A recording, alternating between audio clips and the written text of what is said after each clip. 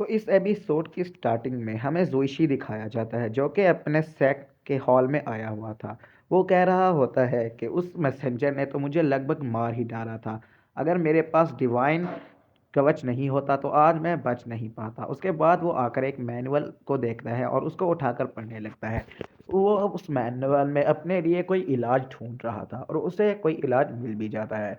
वो कहता है कि स्कारलेट ब्लड एम्पायर वाले तो काफ़ी ज़्यादा पावरफुल है और ये मैनुअल येफिंग के पिछली लाइफ का लिखा हुआ था और ये मैनुअल काफ़ी ज़्यादा पावरफुल था। और उसके बाद हमें येफिंग दिखाया जाता है जो कि एक अजीब से सुनसान जगह पे आया हुआ था। वहाँ पर एक बहुत बड़ा गेट था और एक बोर्ड पे हॉली फायर सेक्ट लिखा हुआ था। येफिंग कहता है कि इस बार शायद से कोई बहुत ज़्यादा पावरफुल सेक्ट है जो कि इस दुनिया से कनेक्टेड नहीं है। और येफिंग उस गेट की तरफ जाने लगता है। येफिंग जैसे ही उस गेट की तरफ कदम बढ़ाता है और वो उस बोर्ड को पंच मार देता है और वहाँ पर हॉली फायर सेक्ट के एल्डर को एहसास हो जाता है कि यहाँ पर कोई आने वाला है। और ये फिंग उस गेट के अंदर जाने ही लगता है और उस गेट के अंदर चला जाता है। जैसे ही वो इस गेट के पार जाता है तो उसके ऊपर बहुत से अटैक्स होने लगते हैं। वो उन अटैक से डिफेंड तो कर रहा था लेकिन वो अटैक्स काफ़ी तेज थे, इसलिए वो अपनी स्वॉर्ड से उन अटैक्स को डिस्ट्रॉय करने लगता है। और ये फिंग देखते हैं कि ये अटैक एक मूर्ति कर रही थी, लेकिन तभी येफिंग को कुछ अटैक आकर लग जाते हैं। दरअसल वो अटैक येफिंग को नहीं लगे थे बल्कि वो उसके एक नीचे की एक फॉर्मेशन को एक्टिवेट कर रहे थे। और येफिंग को जैसे ही वो अटैक लगते हैं वो नीचे लगी हुई फॉर्मेशन को एक्टिवेट कर देते हैं और वहाँ पर लाइट ग्लो होने लगती है। येफिंग तभी एक बेसमेंट में आ जाता है। वो इधर उधर देखता है और उसे वहाँ पर कोई नहीं दिखता, लेकिन वो एक पैलेस का हॉल लग रहा था और वहाँ पर एक चेयर भी रखी हुई थी जो कि एनर्जी की वजह से ग्लो कर रही थी। येफिंग ये देखकर हैरान था। वो क्या सोच रहा होता है कि यहाँ पर इतने सालों के बाद भी ये चेयर ग्लो कैसे कर रही है। और उसके पीछे वहाँ पर उसका फायर सेक्टर का एल्डर आता है और वो कहता है तुम तो जिंदा इंसान हो, तुम सच में जिंदा हो, आखिर तुम यहाँ पर क्या करने आए हो। और हजारों साल बीत गए, यहाँ पर कोई भी शख्स नहीं आया था। वो येफिंग से बोलने लगता है कि तुम यहाँ पर कैसे आए और तुम इतने ज़्यादा कमज़ोर हो। और उसके सर में दर्द होने लगता है। वो येफिंग से कहता है कि मैं तुम्हारी एनर्जी को सक करके अपनी चेन से आज़ाद होकर 9/7 डाउ पैलेस को बर्बाद कर दूंगा और मैं उनसे अपना बदला लूंगा। ये फिंग उसके ऊपर अटैक करता है लेकिन वो बूढ़ा आदमी उसका हाथ पकड़ लेता है और कहता है कि तुम मुझे बताओ तुम्हारे अंदर वो सुप्रीम स्क्रिप्चर कैसे आया और तुमने डिवाइन गेट को पार कैसे किया। ये फिंग कहता है कि तुम 9 हेवन डाउ पैलेस की बात कर रहे थे, क्या तुम सच में उनसे बदला लेना चाहते हो। तो वो कहता है नहीं। वो डरने लगता है और वो कहता है कि मैं इतना पावरफुल नहीं कि मैं 9/7 डाउ पैलेस से बदला ले लूँ। और वो येफिंग की कल्टीवेशन चेक करने लगता है। येफिंग को वो शख्स पागल लग रहा था, इसलिए वो उसके ऊपर अटैक करना स्टार्ट कर देता है। तभी वो बूढ़ा आदमी अपने पुराने लॉर्ड की तस्वीर के सामने जाकर खड़ा हो जाता है और वो रोने लगता है। और वो अपने लॉर्ड से ही कह रहा होता है कि होली लॉर्ड, मुझे माफ़ कीजिए, मैं आपके इस सेट को नहीं बचा पाया और मैं इतना नाकारा हूँ कि मैं अपने सेट की रक्षा भी नहीं कर पाया। इसके बाद वो रोने लगता है और वो अपने मास्टर को ही याद कर रहा था और वो कहता है मास्टर, आपने मुझे यहाँ पर अकेला क्यों छोड़ दिया, आप भी उस दिन मुझे मरने देते। उसके बाद वो येफिंग को अपने पास बुलाता है और उसके पास जाकर उसको कहता है कि येफिंग, क्या तुम मेरे फायर सेक्ट के नए लॉर्ड बनना चाहोगे। तो येफिंग कहता है कि नहीं, मैं तुम्हारा लॉर्ड नहीं बनना चाहता। और वो अपने ऊपर जंजीरों को देखता है। वो इन जंजीरों को देखकर हैरान था। तभी वहां पर वो बूढ़ा आदमी उसके अंदर क्रिम्सन फेदर्स आर्मर डालने लगता है, जिसकी वजह से येविंग को काफ़ी तकलीफ हो रही थी। और वो आदमी भी हंसने लगता है और खुश होने लगता है और कहता है कि फाइनली अब मेरे फायर सेक्ट को नया लॉर्ड मिल गया। इधर हम जोइशी को देखते हैं जो कि फायर सेक्ट की जगह पर आया हुआ था और वो उस एनर्जी को देखता है जो कि उस आर्मर की वजह से निकल रही थी। दरअसल योशी का काम ही था कि वो पावरफुल कल्टीवेटर्स को पकड़े और उनको मार दे ताकि कोई भी 9/7 डाव पैलेस के रास्ते में मुश्किल ना बन पाए। इधर इस आर्मर की वजह से येफिंग को काफ़ी तकलीफ हो रही थी और वो कहता है कि बूढ़े आदमी, तुमने आखिर क्या कर दिया है मेरे साथ। वो बताता है कि ये मेरे फायर सेट का बहुत ही ज़्यादा अनमोल ट्रेजर है जिसका नाम क्रिम्सन फेदर ड्रॉप है और उसको मैंने तुम्हारे अंदर डाल दिया है। इसके बाद वो बताता है कि हमारे फायर सेट के ऊपर 9/7 डाव पैलेस ने अटैक कर दिया था। उससे पहले हमारा सेट दुनिया का सबसे ज़्यादा पावरफुल सेक्ट था और पूरी दुनिया पर डोमिनेट कर रहा था। और वो कहता है कि अब जब कि इस सेक्ट को नया लॉर्ड मिल चुका है, इसलिए अब मैं इन चेन्स को तोड़कर तुम्हें आज़ाद कर दूंगा। येफिंग कहता है कि नहीं, तुम ऐसा मत करो, और वैसे भी इन चेन को मैं खुद तोड़ सकता हूँ। वो कहता है कि क्रिम्सन फेदर में अब ज़्यादा पावर्स नहीं बची, और वैसे भी वो कई हज़ार सालों से इस जगह पर था पड़ा, तो इसीलिए उसकी पावर्स कम है, और इसीलिए वो उस चेन को तोड़ने लगता है। ये फिर उनको रोकने की कोशिश करता है कि आप मत तोड़िए, इसकी वजह से आप मर भी सकते हैं। वो कहते हैं कि मुझे तो उस दिन मर जाना चाहिए था, लेकिन मुझे खास मकसद के लिए यहाँ पर कैद करके रखा गया, इसीलिए अब वो मकसद भी पूरा हो चुका है और फायर सेट को नया लॉर्ड भी मिल चुका है। इसलिए अब मुझे मेरे पुराने लॉर्ड से जाकर मिलने दो। और वो उस चेन को तोड़ना स्टार्ट कर देता है, और वो अपनी पूरी की पूरी पावर्स इकट्ठी करता है और उस चेन के ऊपर अटैक करने चला जाता है। तभी ये फिंग उसको कहता है कि रुक जाओ, मेरे पास इतनी पावर है, लेकिन वो उसकी बात नहीं सुनता और उस चेन को तोड़ देता है। अरे भाई, कुछ ज़्यादा नहीं इसने कह दी इतनी पावर, इतनी, चलो छोड़ो इस बात को। वो इस चेन को तोड़ देता है, और उस चेन के टूटते ही वहां पर येफिंग और वो दोनों आज़ाद हो जाते हैं। लेकिन वो बूढ़ा, क्योंकि उस चेन को तोड़ी थी, तो इसलिए उसके ऊपर इलेक्ट्रिसिटीज गिरने लगती हैं, और उस की वजह से वो बंदा राख में बदल जाता है। इधर येफिंग बाहर आ जाता है। अब ये विंग फायर सेट से बाहर आ जाता है, और वो आ ही रहा होता है कि उसके ऊपर किसी वाइन से अटैक हो जाता है। वो नुकीलेदार कांटे उसे आकर चुभने लगते हैं, लेकिन ये विंग उससे बचने की कोशिश कर रहा होता है और वो उनको काटने में मसरूफ होता है।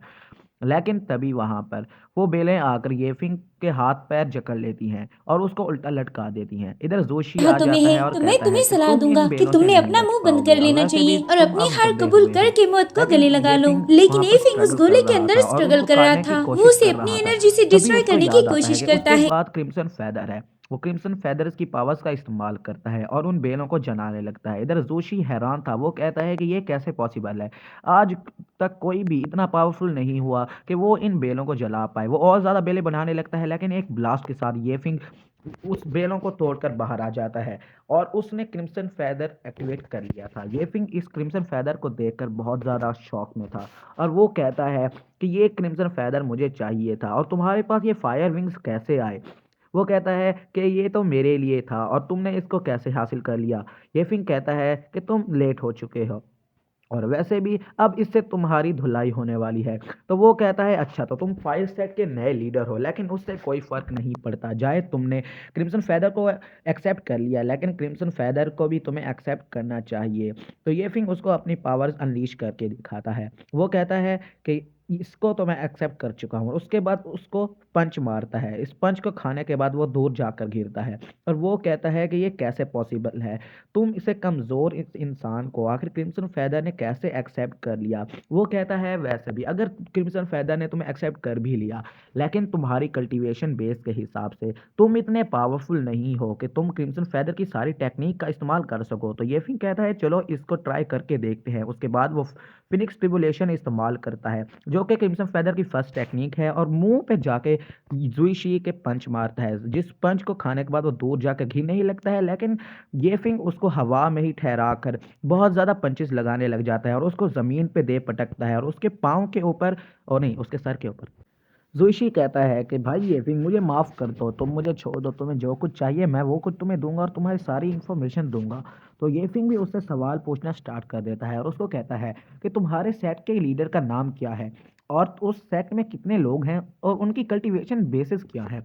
तो जोशी कहता है कि मैं तो फैंटम हॉल का डिप्टी मिनिस्टर हूँ, और मुझे अपने सेट मास्टर का भी नहीं पता, और नाइन हेवन डाउ पैलेस का मुझे सिर्फ और सिर्फ एक बंदे का नाम पता है। तुम मेरे करीब आ जाओ, मैं तुम्हें उसका नाम बताता हूँ। तो ये फिंग भी उसके करीब जाने लगता है, तो वो कहता है भाड़ में जाओ, मैं तुम्हें नहीं बताऊंगा। इसके बाद वो उसके ऊपर डैगर से अटैक करने लगता है, ये लेकिन ये फिंग उसको राख में बदल देता है। वो यहाँ से भागने ही लगता है कि ये उसको एक फॉर्मेशन में जकड़ लेता है। वो फॉर्मेशन देख के कहता है कि फॉर्मेशन बनाने वाले लोग तो आज से कई हजार साल पहले ही खत्म हो चुके थे, और तुम यहाँ के नहीं हो। ये फिंग ये सुनकर फौरन उसके सामने आ जाता है, और उससे कहता है कि वाह भाई, तुम तो बहुत कुछ जानते हो इस वर्ल्ड के बारे में और मेरे बारे में। मैं तुम्हें एक राज देने वाला हूँ, तो क्या तुम इस राज को अपने पास रखोगे, और उस राज को अपने पास रखने के लिए तुम्हें मरना होगा। वो कहता है कि प्लीज़ मुझे माफ़ कर दो, मुझे मत मारो। लेकिन ये फिंग उसके ऊपर अटैक करना स्टार्ट कर देता है, और उसको जकड़ के उसको ख़त्म कर देता है।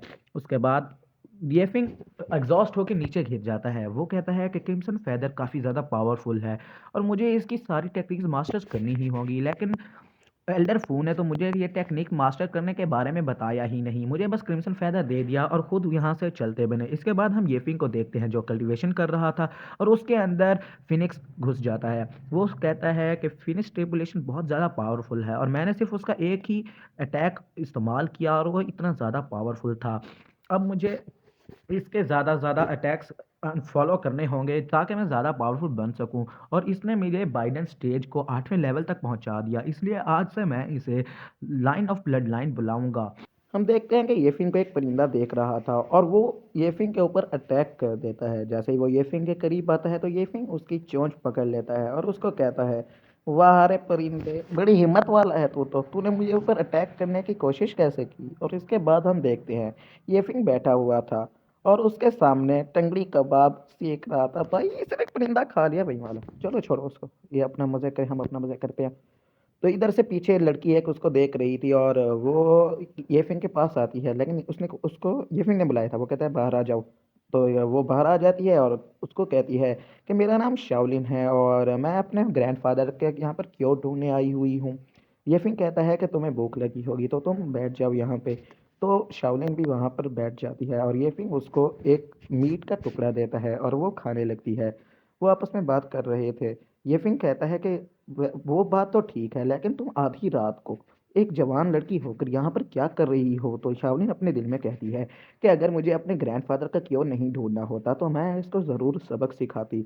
लो कहती है कि मेरा तुम्हारा फ़ायदा उठाने का कोई इरादा नहीं, तुम मेरे इरादे को गलत मत समझना, लेकिन मेरा एक सफ़ेद पंछी यहाँ पर आ कर उड़ आया है और वो बड़ा ज़िद्दी है, इसलिए मैं उसको ढूंढने के लिए आई हुई हूँ। तभी येफिन को समझ आ जाता है कि जो परिंदा ये खा रहा है ये वही परिंदा है, ये इस लड़की का परिंदा है। वो बेचारा भाई फंस गया बेचारा। इधर उसके पंख भी हमें दिखाए जाते हैं।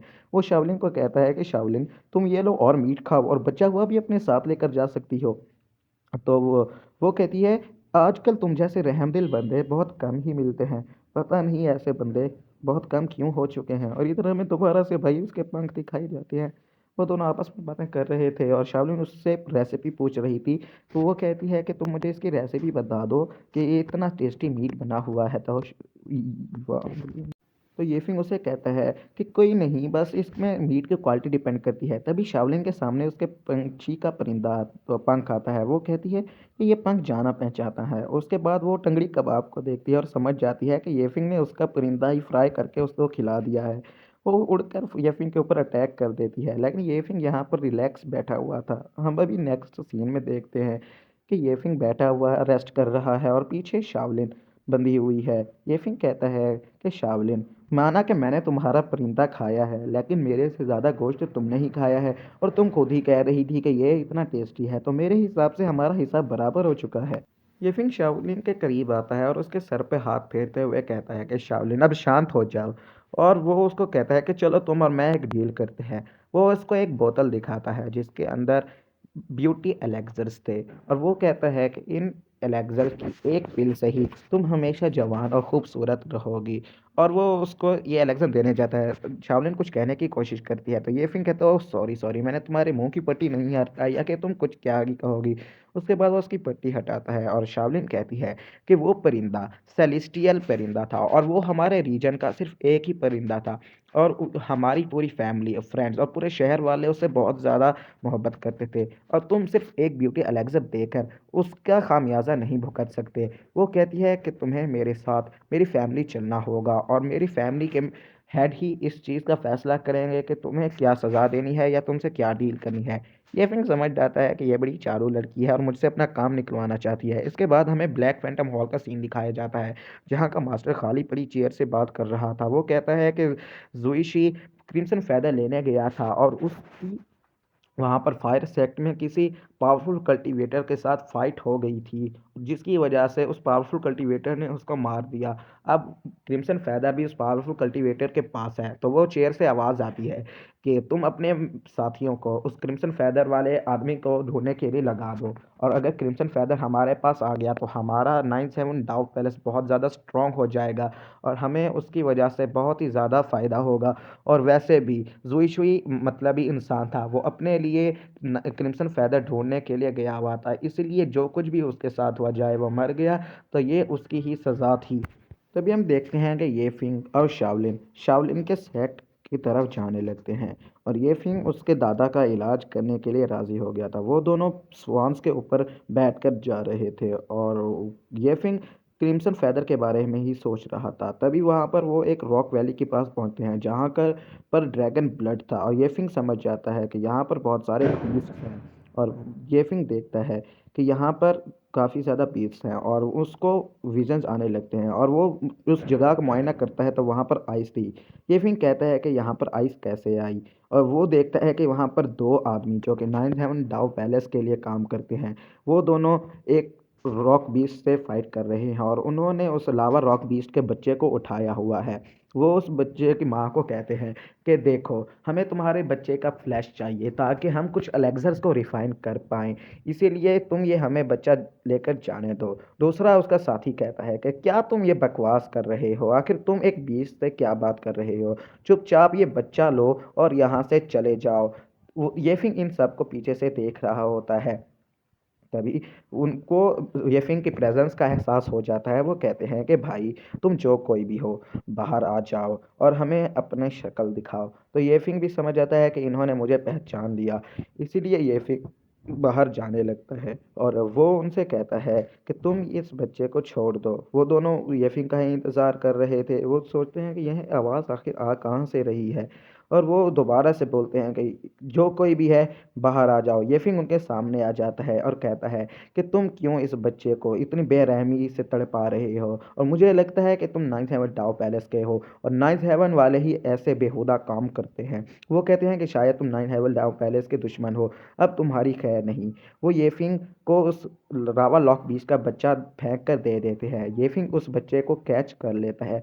वो बच्चा काफ़ी ज़्यादा जख्मी था और मरने की कगार पर था, तो येफिंग उसको अपने लाइट ऑफ ब्लड लाइन से हीट करने की कोशिश करना स्टार्ट कर देता है। तभी उसकी माँ भी वहाँ पर आ जाती है। वो समझती है कि येफिंग उसके बच्चे को नुकसान पहुँचा रहा है, इसीलिए वो येफिंग के ऊपर अटैक करना स्टार्ट कर देती है।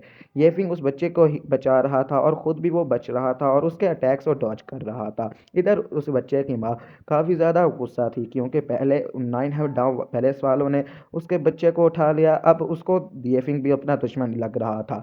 येफिंग उसको समझाने की कोशिश कर रहा था। इधर ये 9 वालों को पता लग जाता है कि येफिंग को जितना उन्होंने कमज़ोर समझा, वो उतना कमज़ोर है नहीं। येफिंग दोबारा से डिफेंस करने लगता है और कहता है कि सुन, रुको, मैंने तुम्हारे बच्चे को नुकसान नहीं पहुंचाया, मैं तुम्हारे बच्चे को बचाने की कोशिश कर रहा हूँ। लेकिन वो उसको सुनने का तैयार ही नहीं थी। वो रेफिंग के ऊपर अटैक कर देती है और उसको अपनी पूंछ से दूर फेंक देती है। देन 9 पैलेस वाले हैरान थे। वो कहते हैं कि इतनी देर यहाँ पर इसके सामने टिक कैसे गया। इसके बाद वो उसका बात तो सुन ही नहीं रही थी, तो ये फिंग अपनी स्वॉर्ड को बाहर निकालता है और उसको अपनी स्वॉर्ड के करीब लेकर जाता है और कहता है कि देखो, मैंने तुम्हारे बच्चे को नुकसान नहीं पहुंचाया। लेकिन वो उसका कुछ सुनती उसके पहले ही ये फिंग वहाँ से हट जाता है, और वो दोबारा से उसके ऊपर अटैक करने की कोशिश करती है, लेकिन ये फिंग उसको दोबारा से स्वॉर्ड के आगे कर देता है और उस बच्चे को उसकी माँ के सामने कर देता है, और कहता है कि देखो, तुम्हारा बच्चा अब हील हो चुका है। जब वो अपने बच्चे को होश में देखती है तो वो अटैक करना बंद कर देती है। येफिंग ने अपनी स्वॉर्ड को उसके साथ टच कर दिया था, और उसके अंदर वो पावर थी जो कि क्रिम्सन फेदर को एक्टिवेट कर सकती थी। जैसे ही उस स्वॉर्ड की एक बूंद येफिंग के उस स्वॉर्ड में लगती है, तो उसको विजन्स आने लगते हैं क्रिम्सन फेदर के। क्रिम्सन फेदर की पावर्स बहुत ज़्यादा थी, और वहाँ पर ब्लास्ट होता है और वो लावा रॉक बीस्ट और येफिंग दोनों ही बेहोश हो जाते हैं। येफिंग सोच रहा होता है कि इतनी ज़्यादा पावरफुल क्रिम्सन फेदर है, और इधर ये दोनों बंदे आते हैं और कहते हैं कि इसके अंदर ही क्रिम्सन फेदर है, जो कि हमारे एल्डर ने लेने के लिए भेजा, चाहे इसी ने इजुइशी को मारा होगा। चलो, इसके साथ चल के इसके अंदर से हम क्रिम्सन फेदर को निकाल दें। उसका साथी उसने रोकने लगता है और वो कहता है कि दूर हट जाओ यहाँ से, लेकिन वो उसकी बात नहीं मानता और उसके साथ जाके ठहर जाता है। लेकिन जैसे ही नाइन्थ हेवन वाला बंदा येफिंग को टच करने की कोशिश करता है, येफिंग उसका हाथ पकड़ लेता है। वो दोनों हैरान हो जाते हैं और कहते हैं कि तुम आखिर इतनी पावर इस्तेमाल करने के बाद जिंदा कैसे बच गए। और तभी वहां पर लावा बीस्ट भी उठ जाती है और वो दोनों डर कर पीछे हटने लगते हैं। लेकिन येफिंग खड़ा होता है और उसके अंदर लाइट ऑफ ब्लड लाइन की पावर्स एक्टिवेट हो चुकी थी। वो क्रिम्सन फेदर्स को एक्टिवेट करता है और जैसे ही वो अपनी आंखें खोलता है तो उसकी आंखें गोल्डन कलर की हो चुकी थी, जैसे कि उसको किसी ने पोजेस कर लिया हो। और वो फौरन से उनके ऊपर अटैक करना स्टार्ट कर देता है। इधर ये फिंग उनको अटैक करके भुनने ही वाला था और उनके आसपास काफ़ी ज़्यादा फ्लेम्स आने लगती हैं। शाओलिन भी उन फ्लेम्स को देख लेती है। सॉरी यार, मैंने ना इसलिए नाम में थोड़ी गलती हो जाती है इनको बोलने में। और नाम्स मैंने किसी जगह पे लिखे नहीं हुए थे, तो इसीलिए ना थोड़ा बोलने में इनको थोड़ी क्या नाम है, मुश्किल हो जाती है, तो सॉरी, इसको इग्नोर करना। और तभी येफिंग उनके ऊपर अटैक करना दोबारा से कंटिन्यू कर देता है। शाओलिन उनकी तरफ जाने लगती है। इधर उस लावा रॉक बीस्ट का बच्चा भी उसको देखकर काफ़ी ज़्यादा डर जाता है। येफिंग उसके इर्द गिर्द फायर स्टार्ट कर देता है और उसके ऊपर से एक ड्रैगन बाहर निकलता है। वो उस बंदे समझ जाते हैं कि येफिंग ने लाइट ऑफ ब्लड लाइन और ड्रैगन एम्परर की दोनों की पावर्स को एक्टिवेट कर लिया है और ड्रैगन एम्परर उन दोनों को जलाकर राख कर देता है। तभी शाओलिन भी वहां पर आ जाती है और येफिंग का इतना ज़्यादा भयानक रूप देखकर वो बहुत ज़्यादा डर जाती है और वो हैरान भी हो रही होती है। इधर येफिंग उसके अंदर दोबारा ड्रैगन चला जाता है और वो नीचे गिरने लगता है। येफिंग के सर में बहुत ज़्यादा दर्द होने लगता है। शाओलिन कहती है और उसको जाकर पकड़ लेती है। बताना कैसी थी मेरी टपिंग, टपिंग बताना मेरी। और इसको आकर पकड़ लेती है। इधर लावा बीस्ट उन सब के करीब आने लगती है। शावरिन कहती है कि आखिर इसका जिस्म इतना ज़्यादा गर्म कैसे हो चुका है, और वो उसको उठाने की कोशिश करती है। इधर पीछे से वो देखते हैं कि तब बीस्ट भी उनके करीब आ रही है। इसको देखकर वो बहुत ज़्यादा डर जाती है और वो येफिंग को उठाने की कोशिश करती है। लेकिन अभी येफिंग को उस नेक्स्ट सीन में होश आता है और शावलिन कहती है कि येफिंग, थोड़ी देर पहले तुम्हें क्या हुआ था। तो येफिंग कहता है कि यही तो सवाल मैं तुमसे पूछने वाला था, क्योंकि मैं तो बेहोश हो चुका था ना। तो शावलिन कहती है कि तुम इतना ज़्यादा भयानक कैसे हो गए, और तुम्हारे अंदर इतना ज़्यादा हीट कैसे आ गई, और तुम इतना ज़्यादा पावरफुल एक साथ कैसे हो गए। इतने सारे सवाल सुनने के बाद येफिंग तो बेचारा थोड़ा सा घबरा जाता है और कहता है कि रुक जाओ, तो मैं तुम्हें सबका जवाब दूंगा। और येफिंग कहता है कि अगर मैं होश में होता तो मैं उन बंदों को राख नहीं करता, मैंने तो उनसे ये नाइन्थ हेवन डाउ पैलेस के बारे में सवाल करने थे। ओ शिट, क्या कर दिया मैंने। और इसके बाद येफिंग कहता है कि वैसे भी हम तो फ्लेम एरिया में थे और हम यहाँ पर कैसे आ गए। तो पीछे तो मुड़ के देखता है, वहां पर लावा बीस थी। वो बेचारा डरने लगता है, और लेकिन लावा बीस तो उसके साथ खेल रही थी। शावलिन उसे बताती है कि लावा बीस ही हमें यहाँ पर लेके आई है और उसने तुम्हारी जान बचाई है। अभी येफिंग देखता है और अपनी पावर्स को चेक करता है और वहां पर पावरफुल एनर्जी रिलीज होती है। शाओलिन उस एनर्जी को देखकर काफ़ी ज़्यादा डर जाती है और को कहती है कि येफिंग, तुम हमें मत जलाना और तुम हमें मत राख करना। तो येफिंग कहता है कि तुम फिक्र मत करो, मैं तुम्हें कुछ नहीं कहने वाला। येफिंग समझ जाता है कि उसने लाइट ऑफ ब्लड लाइन के पहले लेवल को एक्टिवेट कर लिया है। और वहां पर लावा बीस्ट का बच्चा आता है और उसको एक हर्ब देता है। येफिंग उस हर्ब को देखता है और वहां से जाने लगता है। ये वही हर्ब थी जिससे येफिंग के क्रिम्सन फेदर को पावर्स मिलने वाले थे। येफिंग के सवाल के जहन में काफ़ी ज़्यादा सवाल थे और वो सोच रहा होता है कि लाइट ऑफ ब्लड लाइन और क्रिम्सन फेदर इतने ज़्यादा पावरफुल हैं, और आखिर वो कौन सी एनर्जी थी जिसकी वजह से मैं बेहोश हो गया था। और लास्ट में हमें ड्रैगन एम्परर और क्रिम्सन फेदर दोनों एक साथ दिखाए जाते हैं। और तभी हमें शाओलिन के ग्रैंडफादर दिखाए जाते हैं, जो कि शाओलिन के आने का इंतज़ार कर रहे थे। और वो अपने हीलर को कहते हैं कि मुझे अब शाओलिन के आने का ही इंतज़ार है, और यहाँ पर जो भी बाकी दूसरे लोग हैं वो तो सिर्फ और सिर्फ मेरी पोजीशन और मेरी पावर्स को हथियाना चाहते हैं, लेकिन मैं ऐसा नहीं चाहता। वो अपने हीलर को कहते हैं कि वैसे भी अब तुम मेरा इलाज नहीं कर पा रहे हो, और वो कहते हैं कि अगर ऐसा हो गया मुझे इन सबको रोकना होगा, जो कि मेरी सिर्फ और सिर्फ पावर्स के लिए मुझे मारना चाहते हैं, और वो नहीं चाहते कि कोई मेरा इलाज करे। तभी वहाँ पर फिजिशियन यून का डिसाइपल आ जाता है और वो हाथ में कुछ मेडिसिन दिए हुए था, और वो कहता है कि चीफ, आप ये मेडिसिन ले लीजिए, इससे आपको राहत पहुँचेगी। वो कहते हैं कि मुझे पता है तुम लोग सिर्फ और सिर्फ मुझे झूठे दिलासे दे रहे हो, और यून तुम एक डिवाइन हीलर हो। जब तुम मेरा इलाज नहीं कर पा रहे हो तो कोई और मेरा इलाज क्या कर पाएगा। इधर हमें शाओलिन और येफिंग को दिखाया जाता है जो कि मार्केट में घूम रहे होते हैं। येफिंग का स्क्रिप्चर बड़ी देर से रिएक्ट कर रहा होता है इस सिटी में आने के बाद। शाओलिन उसे कहती है कि देखो येफिंग, ये हमारी सिटी है, यहाँ के लोग बहुत ज़्यादा पावरफुल और अमीर हैं और ये तुम्हारे किंगडम से तो बहुत ही ज़्यादा ब्यूटीफुल सिटी है। तुम ऐसा करो कि तुम यहाँ पर सेटल हो जाओ। लेकिन वहाँ पर उसका नौकर आता है और कहता है कि मिस, हमने आपके आने की खबर चीफ तक पहुँचाने के लिए आदमी भेज दिया है। इसके बाद दोबारा शावनी येफिंग से कहने लगती है कि येफिंग, तुम यहाँ पर सेटल हो जाओ और तुम्हारे उस सिटी में रखा ही क्या है, तुम इधर आ जाओ। इधर बहुत ज़्यादा खूबसूरत चीज़ें हैं यहाँ पर, यहाँ का खाना लजीज है, यहाँ के अमीर आदमी हैं और यहाँ पर लोग भी बहुत ज़्यादा पावरफुल हैं। लेकिन ये फिंग उसकी बातों के ऊपर ध्यान नहीं दे रहा था। शावलिन उसे दोबारा से कुछ कहने लगती है और कहती है कि ये फिंग, तुम क्या सोच रहे हो। तो लेकिन ये फिंग इसकी इस बात का भी रिप्लाई नहीं करता। और ये फिंग तो अपने स्क्रिप्चर के बारे में सोच रहा था, क्योंकि जब से वो इस सिटी में दाखिल हुआ था वो रिएक्ट कर रहा था। उस ये फिंग के आने की खबर शाव रेजिडेंस में पहुंच जाती है, लेकिन उसका कज़न बहुत ज़्यादा नाराज़ और गुस्सा हो जाता है और कहता है कि हम किसी ऐरे गैरे पर यकीन नहीं कर सकते। इसका नाम लूशाओ था और वो कहता है कि पता नहीं वो येफिंग सच में एलेक्जेंडर एम्परर है भी सही या फिर वो एक फ्रॉड है। तभी वहाँ पर उसके फादर कहते हैं कि क्या तुम येफिंग के बारे में कुछ जानते हो। तो वो कहता है मास्टर, उसके बारे में हमने सुना तो बहुत कुछ है और वैसे भी मिस शाओलिन उसको लाने के लिए बहुत ज़्यादा मेहनत कर चुकी हैं और उसको उसके ऊपर बहुत ज़्यादा यकीन है। और उसने तो येफिंग को मनाने के लिए उसके पांव तक दबाए। ये सुनने के बाद तो दोबारा से उसका कज़न गुस्सा हो जाता है और कहता है कि शाओलिन ने ये सब काम करके हमारी फैमिली की इज्जत मिट्टी में मिला दी, और अपने फादर से कहता है कि हमें उसे मरवा देना चाहिए। लूशव अपने फादर को कुछ कहता उससे पहले ही वहां पर येफिंग और शावलिन आ जाते हैं। शावलिन कहती है कि अंकल देखिए मैं किसको साथ लेकर आई हूँ, और वो उसका हाथ पकड़कर वहां से अपने ग्रैंडफादर के पास लेकर जाने लगती है। तो उसके अंकल कहते हैं एक सर्वेंट से, तुमने शावलिन को कुछ बताना था ना। तो वो सर्वेंट कहता है जी मास्टर। तो वो जाता है शावलिन के पास और कहता है कि मिस शावलिन, आपके अंकल ने आपके लिए बहुत ही ज़्यादा खूबसूरत पंछी मंगवाए हैं, इसके लिए वो उसके साथ जाने लगती है। और वो येफिंग से कहती है कि येफिंग मैं अभी थोड़ी देर में आती हूँ।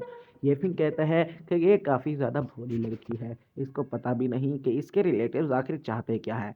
इसके बाद फौरन लूशाव कहता है कि तुम बहुत बड़े फ्रॉड हो, लेकिन वो उसके आगे कुछ कह ही पाता। तो ये फिर उसे कहता है कि मुझे पता है कि आप नहीं चाहते कि मैं चीफ का इलाज करूं, इसीलिए मैं यहाँ से जाता हूँ। तो लोशा बहुत ज़्यादा खुश होकर हंसने लगता है और उसके मुंह पर एक पैसे की बोरी देकर मारने लगता है और कहता है कि वाह वाह वाह वाह फ्रॉड, तुम तो काफ़ी ज़्यादा समझदार हो, और तुम ये थोड़ी सी बोरी रख लो, लेकिन मुझे तुम्हारे इस फ्रॉड दवाई के लिए तुम्हें कुछ पैसे देने की ज़रूरत तो नहीं, लेकिन तुम काफ़ी ज़्यादा सफ़र करके आए हो, इसीलिए तुम्हारा कुछ इनाम तो बनता है। और कहता है कि अब तुम जाओ और अपनी फ्रॉड दवाई किसी और को दो। इसीलिए वो उसके ऊपर अटैक करने के लिए चला जाता है, लेकिन ये फिर उस अटैक को डिस्ट्रॉय करके एक कुर्सी घुमाकर बड़े स्टाइलिश अंदाज में उसके ऊपर बैठ जाता है और कहता है कि तुम्हारी हिम्मत भी कैसे हुई अल्केमी की बेइज्जती करते हुए, और फ्रॉड मैं नहीं, फ्रॉड तुम लोग हो, तुम चाहते ही नहीं ही कि मैं यहाँ के चीफ का इलाज करूं। और इसके बाद वो कहता है कि अब तुम्हारी खैर नहीं। इधर सेकंड हेड उसके ऊपर अटैक करने के लिए अपने सर्वेंट्स को ऑर्डर दे देता है और उसके सर्वेंट भी उसके ऊपर अटैक करने के लिए चले जाते हैं। वो जंप करके उसके ऊपर अटैक कर देते हैं, लेकिन ये फिंग तो उस कुर्सी पर बैठा बैठा ही उनके अटैक्स को डॉज कर रहा था और वो कुर्सी को गोल गोल घुमाकर उनके अटैक से बच रहा था। वो कहता है कि अगर तुम्हारे पैलेस में कोई बाइडन के 9th लेवल या उससे ऊपर है तो उसी को ही मेरे पास भेजो, और मेरे बराबर कल्टीवेटर्स को भेजने की भूल मत करना, क्योंकि उनकी तो खैर नहीं। इधर एक कल्टीवेटर उसके ऊपर अटैक कर देता है, लेकिन ये फिंग उसको अपने सिर्फ पाँव से ही दूर फेंक देता है, जिसकी वजह से उस कल्टीवेटर का ईगो हर्ट हो जाता है और वो आकर उस कुर्सी को तोड़ देता है। लेकिन ये फिंग वहां से छलांग लगा चुका था और उसको देकर मारता है, जिसकी वजह से वो पीछे जाकर घसीट कर चला जाता है। इधर उसके शाओलिन के अंकल हैरान थे। वो कहते हैं कि ये 8वें स्टेज का कल्टीवेटर इतने ज़्यादा पावरफुल कैसे है। और वो कहता है कि बेवकूफ़ों, वो पावरफुल है तो जाओ उसके ऊपर एक साथ अटैक करो। लेकिन ये फिंग उसका एक कल्टीवेटर का गला पकड़कर उसकी स्पिरिचुअल वेल्स डिस्ट्रॉय कर देता है। उसके जूनियर्स कहते हैं कि इसने हमारे सीनियर की वेन्स को डिस्ट्रॉय कर दिया। और पता नहीं इस टेक्निक का क्या नाम होगा, और वो कहते हैं कि तुमने हमारे स्पिरिचुअल गार्डन में आकर हमारे सीनियर को ही हर्ट किया, हम तुम्हें नहीं छोड़ेंगे। इसके बाद हम देखते हैं कि लू शाओ अपने फादर को बोल रहा होता है कि ये बाइडन के 8वें स्टेट कल्टिवेटर है, लेकिन फिर भी ये इतना ज़्यादा पावरफुल है। ये फिर उनके करीब आता है और कहता है कि मुझे पता है तुम नहीं चाहते कि मैं चीफ का इलाज करूं, और तुम उनके मरने के बाद यहाँ की सारी प्रॉपर्टी और पावर्स अपने हाथ में लेना चाहते हो। तो वो लोशाव कहता है कि तुम ये क्या कर रहे हो, तुम बकवास कर रहे हो, और वैसे भी हम चाहते हैं कि वो इलाज उनका बेहतर हो जाए, और वैसे भी अब वो इतने ज़्यादा बीमार है कि नाउज़ बिल्ला यार, नहीं यार रुक जाओ, ये क्या मजाक हुई, मैं नहीं कह सकता, सॉरी, अल्लाह का नाम मैं नहीं कह सकता। हाँ मतलब वो कहता है कि उनको कोई भी नहीं बचा सकता, तो ये फिर कहता है कि चलो कोई नहीं, अब तुम्हें कुछ साल इंतज़ार करना होगा क्योंकि अब मैं उनका इलाज करूँगा। तो लूशा कहता है कि अगर तुमने उसका इलाज किया तो मैं पूरे के पूरी सिटी के सामने उनके पाँव के सामने गिर जाऊंगा और तुम्हारे घुटने टेक कर तुमसे माफ़ी मांगूंगा। इधर शाओलिन देखती है, येफिंग के पास जाने लगती है, और येफिंग इधर बात ले रहा था और वो रिफ्रेश हो रहा था। शाओलिन आती है और येफिंग येफिंग चिल्लाने लगती है। कहता है कि शाओलिन अब आ चुकी हो तो मुझे टॉवल पास कर दो। शाओलिन से टॉवल दे देती है। और अब इधर हमें ब्लैक फैंटम हॉल का सीन दिखाया जाता है जहाँ पर सेकंड एल्डर आया हुआ था, और उसको ब्लैक फैंटम हॉल के मास्टर ने एक पिल दी थी, 2 पिल्स दी थी बल्कि, हाँ 2 पिल दी थी, और कहता है कि इन पिल्स का इस्तेमाल करते तुम हेड की पोजीशन हथियार लो। इसके बाद ये एपिसोड एंड हो जाता है। इंशाल्लाह मिलेंगे नेक्स्ट एपिसोड में।